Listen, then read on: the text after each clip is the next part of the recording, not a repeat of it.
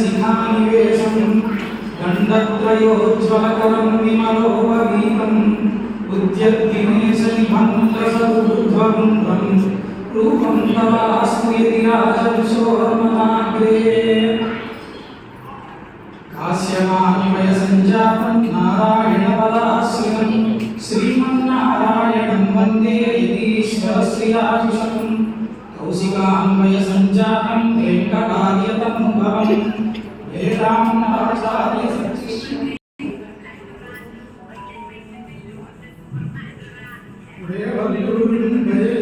श्री శ్రీమన్నారాయణ రామానుజీయ స్వామి వారి మంగళాశాసనాలతో మన ఈ కార్యక్రమాన్ని ఇక్కడ జరుపుకుంటున్నాం.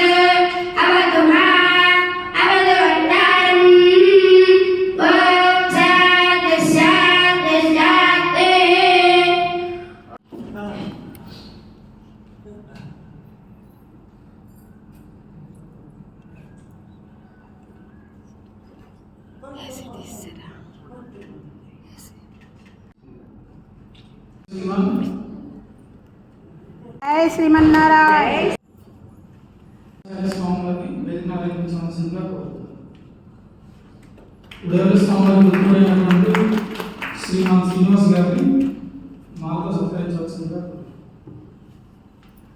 जय श्रीमन्नारायण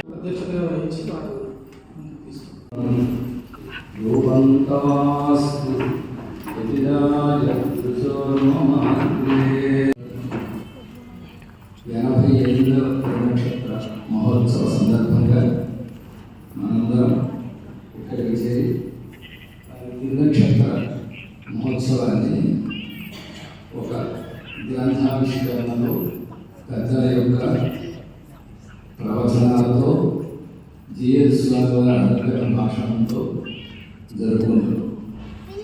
ఈ కార్యక్రమంలో ముందుగా స్వామి సన్నిధిలో జ్యోతిని ప్రజ్వలింపజేసి కార్యక్రమాన్ని కొనసాగించుకుందాం. స్వామివారిని దయచేసి జ్యోతి ప్రజ్వలన కావాల్సిందిగా ప్రార్థిస్తాం.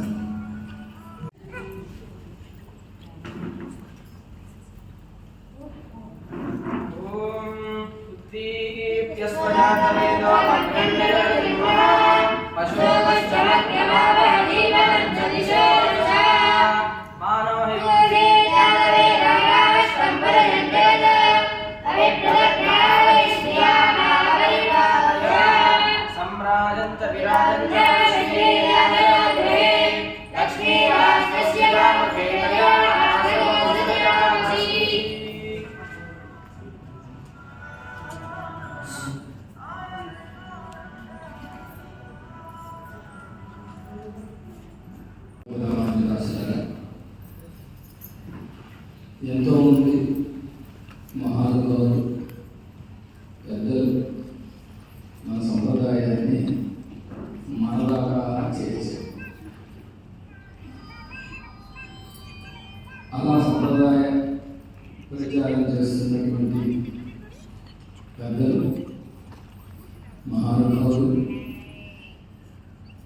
దక్షిణ దేశంలో ఒకరు ఉండేది. వారి పేరు ఈనాటికి చిరస్థాయిగా నిలిచి ఉండేటటువంటి ఒక అద్భుతమైనటువంటి తిరునామం. వారెవరు? అన్నగారాచార్య స్వామి. సంప్రదాయానికి వారు చేసినటువంటి కృషి అనన్య సాదృశ్యం. ఈనాటికి ఏనాటికి ఎవరైనా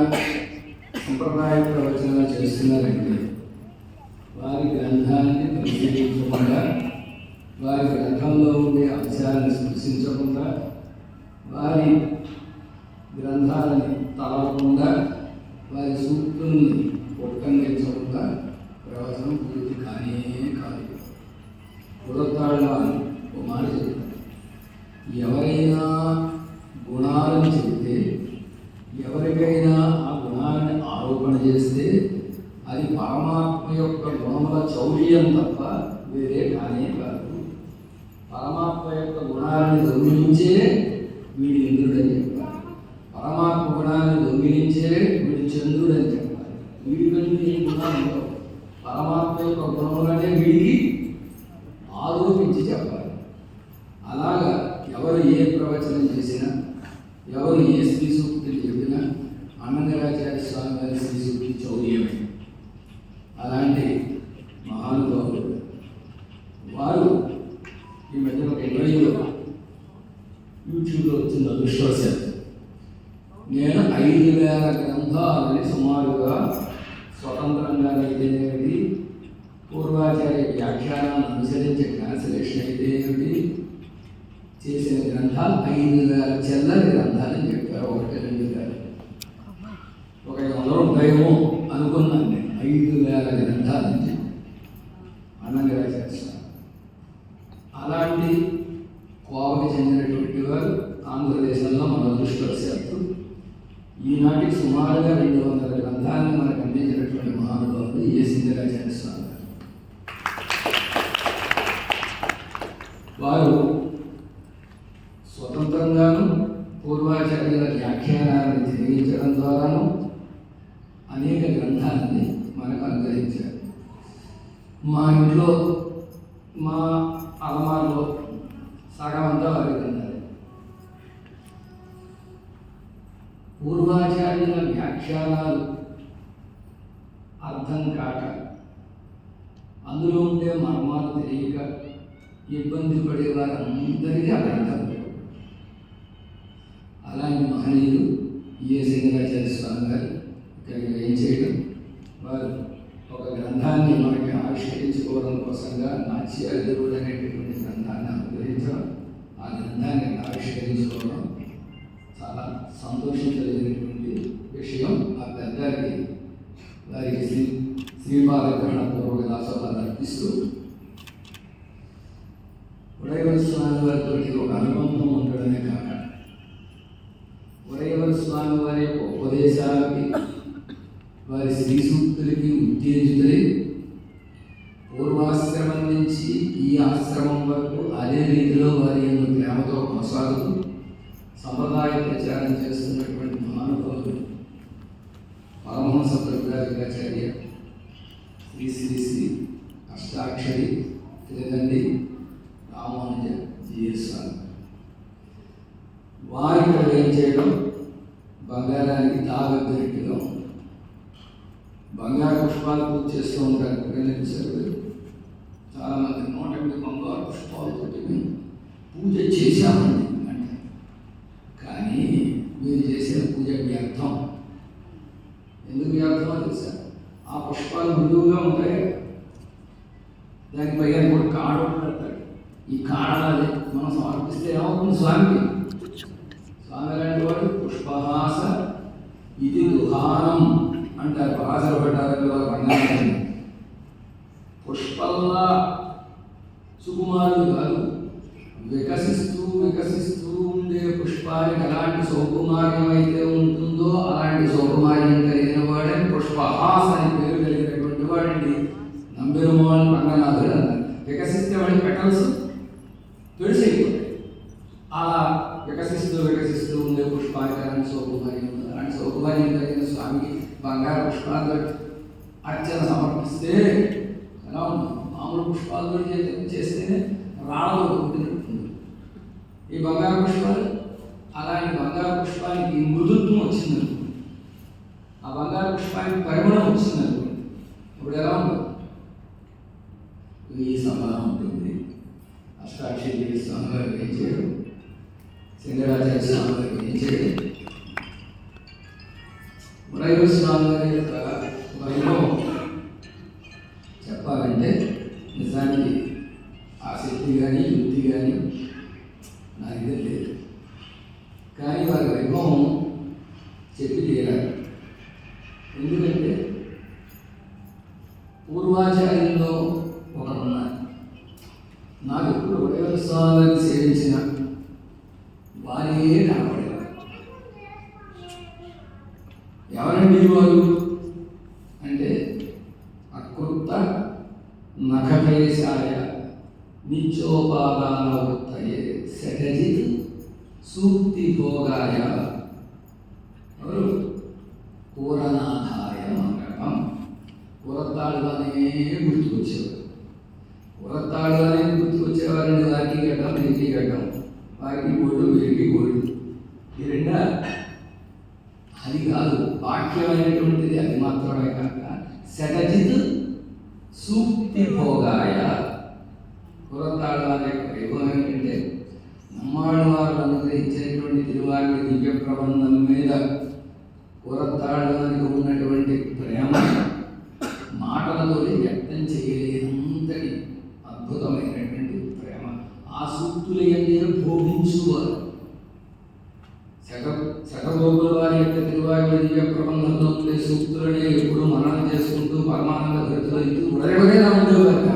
వారి ఎలా ఉంటే వారి శిష్యులు పురత్తాడుగా వారిని మించి ఉండేవారు. ఎంతగా ఉండేవారు పురత్తాడుగా అంటే ఉడయవని కూడా పూరత్తాడుగాని దగ్గర భగవద్ విషయం కాలక్షేపం, అదే తిరువాయుడి వ్యాఖ్యానాన్ని ప్రతిభా భగవద్ విషయం అవతరించారు. తిరువాయుడి వ్యాఖ్యానాన్ని కాలక్షేపం సేవించాలి అనిపించే అంత ప్రీతి తిరువాయుడి కాబట్టి పూరత్తాడుగా ఎంబెరుమానాలయాన్ని వినేవారు. ఒకసారి పూరత్తాడుగాను తిరువాయుడి కాలక్షేపం వింటే చాలా భోగ్యంగా ఉంటుంది. వారి ద్వారా వినాలండి, తిరువాయుడి వారి ద్వారా వినాలండి అనుకుంటూ ఉండేవారు. అనుకుంటూ ఉంటే పురత్తాడుగానే మీరు చెప్పండి మేము వింటాం అంటే చెప్తారు. ఆచార్యులకి శిష్యుడికి ఆచార్యం చెప్పడం ఎక్కడైనా ఉంటుంది, శిష్యుడికి ఆచార్యం చెప్పడం ఉంటుంది, కానీ పారిపోతారు చుట్టుపక్కల. అందుకు ఉడయలు ఏం చేశారంటే ఒక ప్లాన్ వేశారు. ఏమిటంటే ఎంబార్ని మొదలయాండాన్ని ఇద్దరు ప్రోత్సహించి మీరు పురత్తాడుగాని దగ్గరికి పెట్టి భగవద్ విషయ కాలక్షేపం తిరువాయుడి వ్యాఖ్యానాన్ని భగవద్ విషయాన్ని అలవాటు ప్రకారం వస్తుంది, దానిపై అవతరించండి, తిరువాయుడి కాలక్షేపాన్ని అనుగ్రహించండి అని ప్రార్థించండి అని వీళ్ళు వెళ్ళారు. ప్రార్థించారు.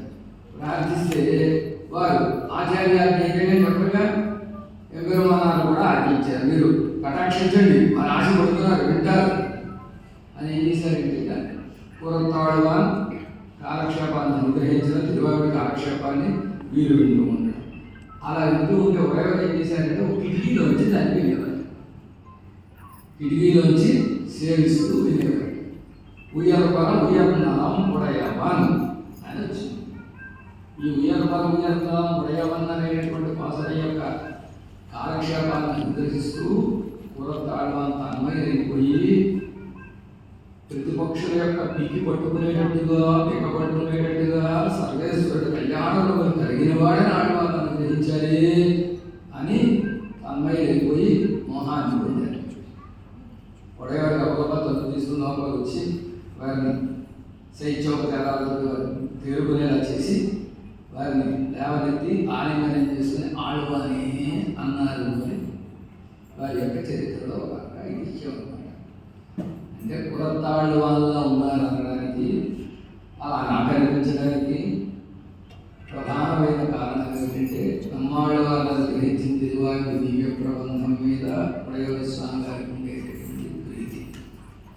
ఆ సూక్తులనే భోగిస్తూ ఉండేవారు. ఆ సూక్తులనే ఎప్పుడు అనుసంధానం చేసుకుంటూ ఉండేవారు. ఇది ఒకటి.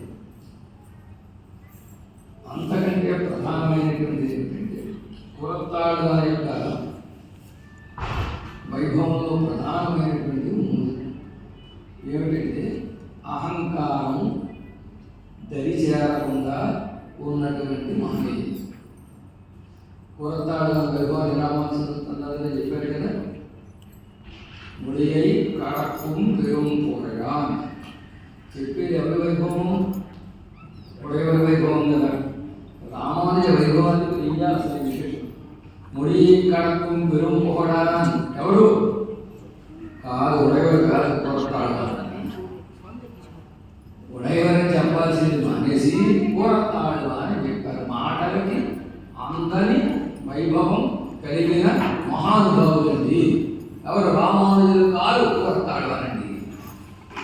కూరతాడు విషయంలో వేయించారు.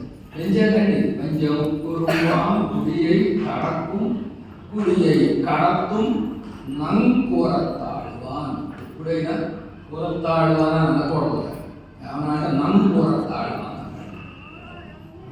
వారితో ఒక అనుబంధం మనకి కలిస్తే, సంబంధం కనుక కలిస్తే అప్పుడు బాగుపడతాం. కొంతమంది తిరునామాలని మనం చెబితేనే చాలు బాగుపడతాం. ఎంబెరుమానాలు తిరునామని చెబితే ఎలాగో సరే, ఎప్పుడు చెప్పేదే. కానీ ఆయన తిరునామాల యొక్క అనుగ్రహం కూడా పరిపూర్ణంగా మనకు కలగాలంటే కూరతాడు అని వైభవం చెప్పాలి. నువ్వు నన్ను కూరతాడు అని చెప్పాలి. వారు ఏం చేశారండి? 3 మురుక్కుంటలు దాటువారు, 3 మురుక్కుంటల్ని దాటించువారు అని 2 పాఠాలు చెప్పారు. కడత్వం కడత్వం అంటే ఏమిటంటే 3 మురుక్కుంటలు? విద్యావరం, ధనమదం, అభిజనమదం. విద్యావరం బాగా చదువుకున్నానని ఒక అహంకారం, ధనమదం బాగా డబ్బుందని ఒక అహంకారం, అభిజనమదం నేను మంచి వంశంలో పుట్టాను, మాకు గోల్డ్ అంత బంధుబాగా ఉంది అనేటటువంటి అహంకారం. ఈ 3టిని కూరతాళ్ళని దాటినటువంటి మహానుభావులకి ఈ 3 దరిచేరకుండా చూసుకున్నటువంటి మహానుభావులు వడగొస్తారు. ఎంతటి పాండిత్యం కలిగిన వారైనా చిన్నపిల్లలతో కూడా సమానంగా ఉండి వారిని అడిగి వారి దగ్గర నుంచి వింటూ వారిని ప్రోత్సహిస్తూ ముందుకు తీసుకెళ్ళేటటువంటి మహానుభావులు. విద్యామతం సరే, ఇక ధనమలం అనేది మనం చెప్పనక్కర్లేదు. రిటైర్ అయిన తర్వాత వారికి వచ్చినటువంటి రిటైర్మెంట్ బెనిఫిట్స్లో సగం భాగం స్వామి వారి ఆశ్రమానికి దానం చేసినటువంటి, ఇచ్చినటువంటి, కైంకర్యం చేసినటువంటి మహానుభావులు. ఇక అభిజనమతం చెప్పనే అక్కర్లేదు. ఇవేవి లేనటువంటి, దగ్గరికి కూడా చేరడానికి వీలు లేకుండా తమ జీవితాన్ని అంతా సాగించినటువంటి మహానుభావులు. ఎవరైనా ఒక శ్రీ వైష్ణవ స్వామి వారి చిన్నవారైనా పెద్దవారైనా వారు వచ్చి దాసోహం చేసి స్వామి అంటే వారికంటే ముందు ఇదే దాసోహం చేసేవారు. ఏమండి ఎవరు ఏమన్నా సేవిస్తున్నారా కాలక్షేపాలు? అసలు కాలక్షేపం అంటే ఏమిటో తెలియని వాడిని కూడా కాలక్షేపాలు సేవిస్తున్నారా అని అడిగి, కాలక్షేపం అంటే ఏమిటో చెప్పి అది సేవించాలని చెప్పి మీకు దగ్గరగా పెద్దలు ఎవరైనా ఉన్నారా అని అడిగి వారి దగ్గరికి వెళ్ళి సేవించమని, లేకపోతే నీకు ఖాళీ ఉంటే నేనే చెప్తాను అని చెప్పి అలా ప్రోత్సహించి ఎంతోమంది శ్రీ వైష్ణవుని తీర్చిదిద్దినటువంటి మహానుభావులు వడగొస్తారు. కూరతాడడానికి ఎలాంటి వైభవము, వడగొల స్వామి వారిది అలాంటి వైభవమే. అది చేస్తే ఆ కూరతాడనే కనపడేవారు, వారే జ్ఞాపకం వచ్చేవారు.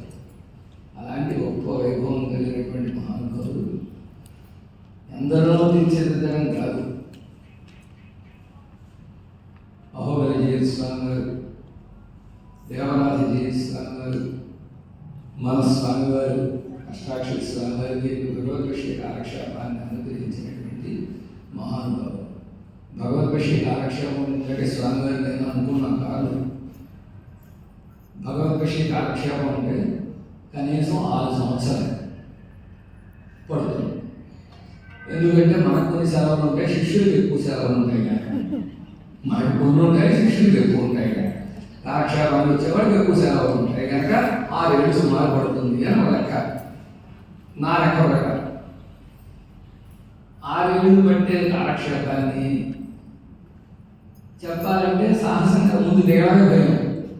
లోతు ఎక్కువ ఉంటే ఎవరైనా దిగుతాడా, గట్టు మీద నిలబడి చూసి వెళ్ళిపోతాడు. అలాగే ముందు ప్రారంభించడం ఒక సాహసం. ప్రారంభించిన తర్వాత దాన్ని పూర్తి చేయడం, ప్రారంభించేంత వరకు అందరూ వస్తారు. 10 మంది ఉంటారు స్వామి, మేము 10 మంది ఉంటారు స్వామి, మీరే కంగారు పడకండి, ఇంకో 4 కూడా తీసుకొస్తాం అంటారు. తీరా మొదలెట్టిన తర్వాత అసలు చెప్పిన వాడు ముందే కనపడతాం. 2 క్లాసులు అవగానే 3వ క్లాస్ నుంచి పడాలి. మిగిలిన 4 2 రోజులు వస్తారు. నెల అయిన తర్వాత కష్టమైపోతుంది స్వామి అంటే మొదలెట్టుకుని ఒకసారి చూద్దాలంటే పాలి. అప్పుడు ఎవరు పూర్తి చేసుకోవాలి? మొదలుపెట్టిందా మేము పూర్తి చేసుకోవాలి కదా, శాస్త్ర చేసుకోవాలా కనుక ఇలాంటి ఒక కష్టమైన గ్రంథంలో ఉండే కష్టం పక్కన పెట్టండి, అందులో ఉండే క్లేశం పక్కన పెట్టండి. ముందు మొదలు పెట్టడానికి ధైర్యం కావాలి, మొదలు పెట్టిన తర్వాత దాన్ని పూర్తి చేయడానికి శక్తి కావాలి, యుక్తి కావాలి. ఇవన్నీ సమకూర్చుకొని కాలక్షేపం పూర్తయిన తర్వాత చాప్టర్ అయిన తర్వాత అమ్మయ్య గట్టిగా అనుకోవలసినటువంటి గ్రంథాన్ని 17 పర్యాయాలు కాలక్షేపం చెప్పినటువంటి మహానుభావులు ఆంధ్రప్రదేశ్లో ఆ ఒక్కరు మనం గ్రహిస్తున్నారు. ఎవ్వరికి ఇలాంటి వైభవం ఢంకా బజాయించి చెప్పవచ్చు. ఎవ్వరికి ఇలాంటి వైభవం లేనే లేదు. ఉదయం క్లాసు, మధ్యాహ్నం క్లాసు, సాయంత్రం క్లాసు, గ్లాసుల మీద గ్లాసులు అమృతం తాగినట్టుగా క్లాసుల మీద క్లాసులు చెబుతూ ఉదయం తిరుమంత్రాలు భగవద్ విషయం, మరి సాయంత్రం భగవద్ విషయం, సాయంత్రం శ్రీరామాయణ, రాత్రి శ్రీరామ, ఇలా అన్నమాట కాలక్షేపాలు చెప్తూ అనుగ్రహించి 17 పర్యాయాలు భగవద్ విషయాన్ని అనుగ్రహించి ఎందరినో దిద్దుబాటు చేసినటువంటి మహానుభావులు. అలాంటి మహానుభావుల యొక్క తిరునక్షత్ర మహోత్సవం సందర్భంగా ఒక గ్రంథాన్ని ఆవిష్కరింపజేసుకోవడం, ఆ గ్రంథం యొక్క వైభవం అసాధారణం. గ్రంథాన్ని అందించిన వారు ఆండాళ. ఆ గ్రంథం తిరునామం ఏమిటి? నాట్యగారి తిరుమడి. ఎవరి తిరుమడి? తిరుమడి తిరుమడి కాదు. తిరుమడి తిరుమడి అయితే దాని ఎంతో కొంత వైభవానికి హద్దు ఉంటుంది. నాట్యగారి వైభవానికి ఏమి అదే ఉండదు. పిల్లలోకాచార్య స్వామి గారు అర్చికారులు చెప్తారు 3వ ప్రకటనలో, అమ్మవారి సౌందర్యం ఎలాంటిదండి, అమ్మవారి యొక్క తిరునేత్రం యొక్క సౌందర్యం ఎలాంటిదండి, అమ్మవారి తిరునేత్రాల సౌందర్యం ఎలాంటిదంటే పుండరీకాక్షణయం కూడా కుడనీరు వార్పిత్తి ఒక మూలయలే కడంగొంబడి ఇడముడతాన తిరుక్కణగళ. అంటే పుండరీకాక్షుడని నేత్ర సౌందర్యానికి పెట్టింది పేరెవరు? బిడలోకాచార్య స్వామి వారి మనసు ఏమిటంటే పొరపాటు ఈ పేరు వచ్చేసింది, మా అమ్మకి రావాల్సినటువంటి పేరు పొరపాటు ఈ వచ్చేసింది అని బాధపడుతున్నారు అన్నమాట. మా అమ్మ పేరు కొట్టేసాడు ఈయన అని. అలాంటి పుండరీకాక్షుడు అనేటటువంటి పేరు కలిగినటువంటి ఆ పరమాత్మ యొక్క నేత్రముల యొక్క వైశాల్యం అమ్మ యొక్క నేత్రాల యొక్క కొనలో సరిపోతుందన్నారు. అంటే ఆవిడ నేత్రాలు ఎంత పెద్దవి? కొనలో సరిపోతుందంటే అని చెప్పి అంతటి గొప్ప నేత్ర సౌందర్యం కలిగినటువంటి ఆవిడ నాట్య. ఆవిడ ఈవిడ కదా సాక్షాత్తు అమ్మవారి శ్రీదేవి ఆండాళముగా అవతరించిందని, సాక్షాత్తు భూదేవి ఆండాళముగా అవతరించిందని 2 ప్రకాలుగాను పెద్దలు అనుగ్రహించడం మనకి కనబడుతుంది పెద్దల యొక్క గ్రంథాలు. నాట్య తిరుమడి. నాట్య అంటే ఏంటంటే అలా చెప్పడంలో నేత్ర సౌందర్యం అలా చెప్పడంలో ఉద్దేశం ఏంటంటే జ్ఞానంలో పెరుమాళ కంటే గొప్ప కలిగినటువంటి నాట్య చెప్పినటువంటి గ్రంథం.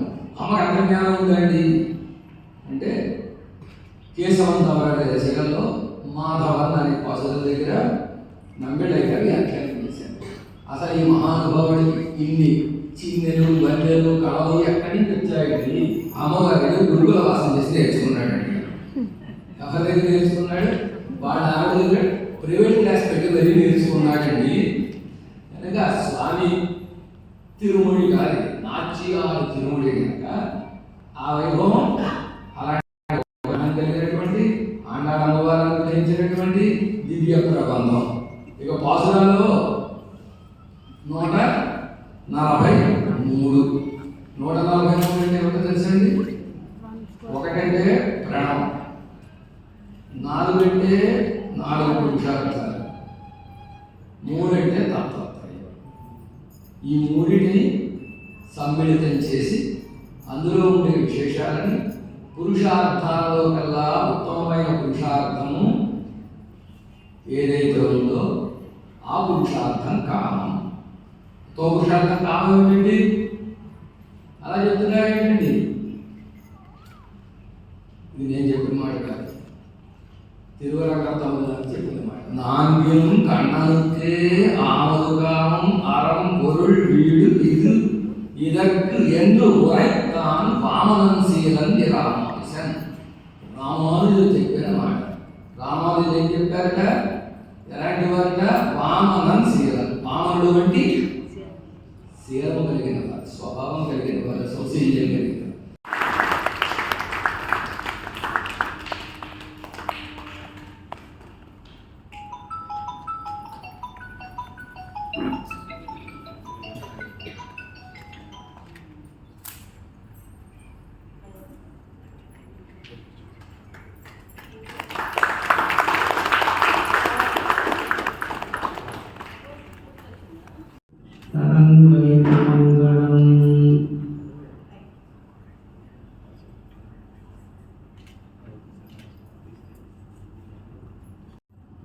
నరసాపురంలో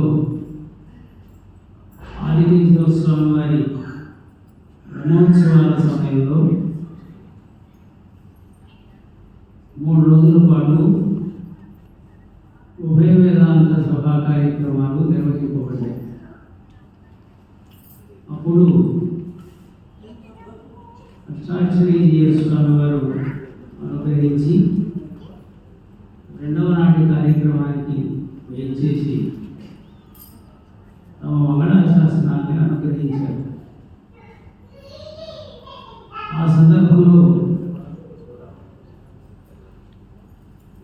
ఒక గ్రంథాన్ని వారి శ్రీహస్తాల ద్వారా ఆవిష్కరించుకోవాలి అని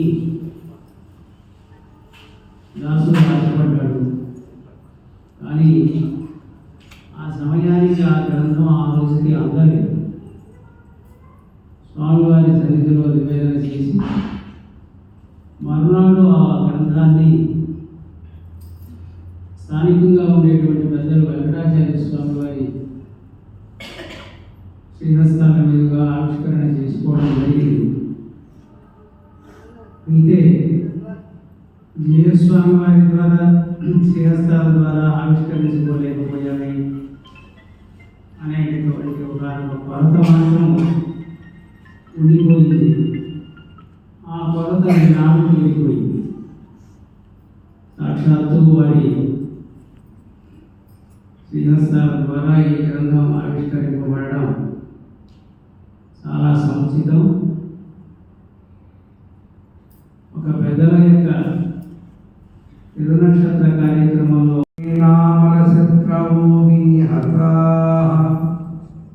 కృష్ణాయ తస్మై నమః.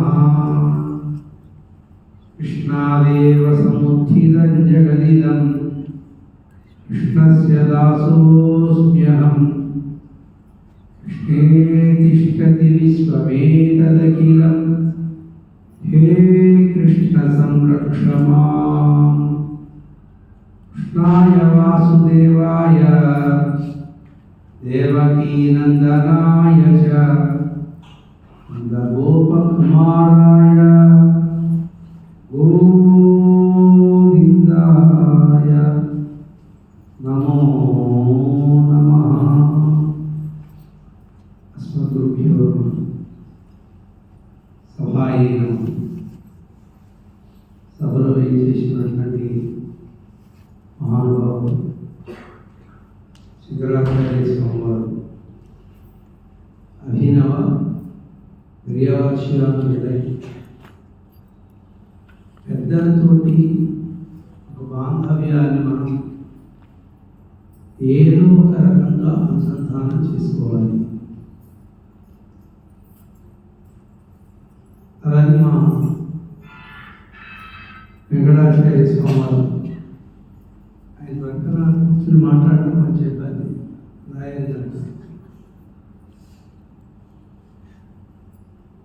ఇలాంటి మహాత్ములు సేవించేటువంటి ఒక భాగ్యం వివేడ కలిగింది. శంకరాచార్య స్వామివారు సంప్రదాయానికి సేవ చేసినటువంటి మహాత్ములు ఎందరో. శ్రీమాన్ స్వామి వారికి తిరునక్షత్ర సందర్భంగా ఈ గోష్ఠిలో పాల్గొనే అవకాశం కల్పించాను. స్వామి ఈ బృహత్త కార్యక్రమంలో ఒక చక్కటి గ్రంథాన్ని ఆవిష్కరించుకోవడం కూడా జరిగింది. అది చేర్చిన ఏదో మనడి పని చెప్పేది కాలేదు. ప్రతి పదానికి కూడా అర్థం ఇది అక్షరాత్మక వ్యాఖ్యానం ఎక్కడ కూడా కొంచెం అంటే అవతల వాడి శ్రీమతి నూనె విజయలక్ష్మి నూనె విజయలక్ష్మి గారు స్వామి గారితో తాను ఉండేటటువంటి అనుబంధాన్ని ఒక 10 నిమిషాలు పంచుకోవాలని కోరుతూ చెప్పండి. అస్మద్గురుభ్యో నమః. కౌశికాన్వయ సంజాతం వెంకటాచలం వేదాంతాచార్య శిష్యం ఉడయవల్లి వేదికని అలంకరించినటువంటి ఊరి శ్రీమాన్ ఈడుని సింగరాచార్య స్వామివారి తిరువడిలో దాసోహాసం పెట్టుకుంటూ ఊరి శ్రీమాన్ వెంకటాచార్య స్వామివారి యొక్క తిరువడిలో దాసోహాసం పెట్టుకుంటూ ఈ గోష్ఠిలో వేయించేసి ఉన్నటువంటి భాగవతులందరికీ కూడా దాసోహాసం పెట్టుకుంటూ ఈవేళ మనకి చాలా విశేషమైనటువంటి రోజు. ఏమిటంటే మన ఆచార్య వారు ఈ లోకంలోకి అవతరించినటువంటి రోజు. ఏంటంటే అవతరించడం ఏమిటి? మన ఆచార్య వారు పుట్టారు కదా అంటే కాదు, అవతరించారు. మహానుభావులే వారు. ఎలాంటి వారు అంటే ఆనాడు రామచంద్రుడు వనవాసానికి బయలుదేరుతూ ఉన్నాడు. దశరథుడి యొక్క కైకమ్మ యొక్క నియమనానుసారం. ఆ సమయంలో లక్ష్మణ స్వామి కూడా ఏమన్నాడు? అన్నా, నేను కూడా నీ వెంటే వస్తాను, కైంకర్యం చేయడానికి అని అడిగాడు. అడిగినప్పుడు సరే వనవాస సమయం ఆసన్నమైంది, బయలుదేరుతూ ఉన్నారు. ఆ సమయంలో లక్ష్మణ స్వామి వెళ్ళి సుమిత్రాదేవి దగ్గర, తల్లి కదా, తల్లి దగ్గర అనుమతి కోసము మరి వెళ్తున్నానని చెప్పడం కోసము, అమ్మా నేను కూడా రామచంద్రుడి వెంట వనవాసాలకు వెళ్తాను అని అడిగారట. అడిగినప్పుడు సుమిత్ర చెప్పినటువంటి ఒక మాట, సృష్టస్థం వనవాసాయ స్వనురక్తే సుహృజనే రామే రమాలమాకాశీ అని చెప్పినట్లుగా సృష్టస్థం వనవాసాయ. ఓ లక్ష్మణ, నిన్ను నేను కన్నదే ఎందుకో తెలుసా? రామచంద్రుడి యొక్క కైంకర్యం కోసం. సుమిత్రకి 2 బిడ్డలు. ఎవరు? లక్ష్మణ స్వామి, శత్రుఘ్నుడు, ఇద్దరు కూడా. ఒకళ్ళని భగవత్ కైంకర్యం కోసం కన్నదట, ఇంకొకళ్ళని భాగవత కైంకర్యం కోసం కన్నదట. భగవత్ కైంకర్యం కోసమే కన్నాను అని లక్ష్మణ స్వామితో, అందుకనే సృష్టస్థం వనవాసాయ, నిన్ను రామచంద్రుడి యొక్క కైంకర్యం కోసమే కన్నానయ్యా, కాబట్టి నువ్వు వనవాసాలకు వెళ్ళు. స్వనురక్తే సుహృజనే అని నీకు రామచంద్రుడు అంటే చాలా ఇష్టం. ఆ రామచంద్రుడికి ఎంత ఇష్టం అంటే బాల్య ప్రకృతి సుస్నిగ్ధ అని చెప్పినట్టుగా పుట్టినప్పటి నుంచి కూడా రామచంద్రుడు అంటే చాలా ఇష్టం కదా లక్ష్మణ స్వామికి. అంతేకాదు, రామచంద్రుడు అంటే ఇష్టం ఉన్నటువంటి వాళ్ళందరి యొక్క మనస్సులకి ఆనందం కలిగేలాగా నువ్వు వెళ్ళవయ్యా వనవాసాలకి. ఎవరండి వాళ్ళందరి యొక్క మనస్సులు? ఈ వనవాసానికి వెళ్తే వాళ్ళందరి యొక్క మనస్సులు ఎందుకు ఆనందపడతాయి? వాళ్ళందరి యొక్క మనస్సులకి ఆనందం ఏమిటి అంటే, ఇప్పుడు రామచంద్రుడు ఎలాంటి వాడు? సుకుమార గాత్రుడు. ఒక సంపంగి పూల మాలని ఎండలో పడేస్తే ఏమవుతుంది? ఎండిపోతుంది. అలాగే సుకుమార గాత్రుడైనటువంటి రామచంద్రుడు, అంతఃపురంలో ఉండవలసినటువంటి రామచంద్రుడు వనవాసాలకు వెళ్తే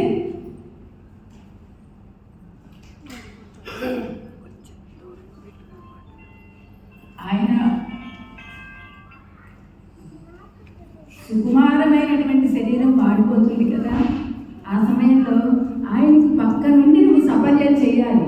అందుకనే సృష్టస్థం వనవాసాయ అని సుమిత్ర చెప్పినట్టుగా ఎవరెవరికి ఆనందం అంటే వెళ్తే కౌసల్యమ్మకి, సుమిత్రమ్మకి, అయోధ్య ప్రజలకి, దశరథుడికి, వీళ్ళందరికీ ఆనందమే కదా. అదే రీతిగా మన ఉదయవ స్వామివారు కూడా ఎందుకు అవతరించారని ఈ లోకంలోకి? భగవంతుడు వారిని ఎందుకు సృష్టించారు? భగవద్ విషయ కాలక్షేపాలు చెప్పడానికే అన్నట్టుగా అవతరించినటువంటి వారు ఈ లోకంలో వారు. ఒకసారి కాదు, 2 సార్లు కాదు, పెద్ద 17 సార్లు అంటున్నారు. అడిగేనికి 18 సార్లేమో అన్నట్టుగా గుర్తు. 17 అవ్వచ్చు, 18 అవ్వచ్చు. వారు అవతరించిందే భగవద్ విషయం అనేటువంటిది ఒకటి ఉన్నది అని లోకంలో ఉన్న వాళ్ళందరికీ తెలియజేయడం కోసం. లోకంలో వాళ్ళందరికీ ఏంటంటే ఎవ్వరికీ తెలియదా, తెలిసిన వాళ్ళకి సరేనండి, తెలియని నాలాంటి వాళ్ళకు కూడా తెలియజేయడం కోసమని అలాంటి ఉదయవ స్వామి వారు ఈ లోకంలో అవతరించినటువంటి రోజు ఇది. అలాంటి మహానుభావులకు తిరువడిగలని ఆశ్రయించడమే మనం చేసుకున్నటువంటి పుణ్యాన్ని భావిస్తూ అదే మనకు ఉన్నటువంటి సుకృతం. మేము కూడా చాలా గొప్ప సుకృతం చేసుకొని పుట్టామండి. ఏముండదండి మీకు సుకృతం అంటారా? అదిగో మన ఉదయవ స్వామి వారికి తిరువడిగలని ఆశ్రయించాం కదా. ఇక్కడ ఉన్న వాళ్ళు అందరూ ఇటువైపు వాళ్ళందరూ కూడా అయ్యగారి తిరువడి సంబంధం కలిగినటువంటి వాళ్ళు. మనందరికీ ఉన్నటువంటి భాగ్యం ఏమిటి? దాని చేత మీరు మనవాళ్ళు నాకోస్తేనండి అనేటువంటి స్థితి కలిగినటువంటి మనందరికీ కూడా ఎలా చెప్పాలి, పూజ్యులైనటువంటి వారు.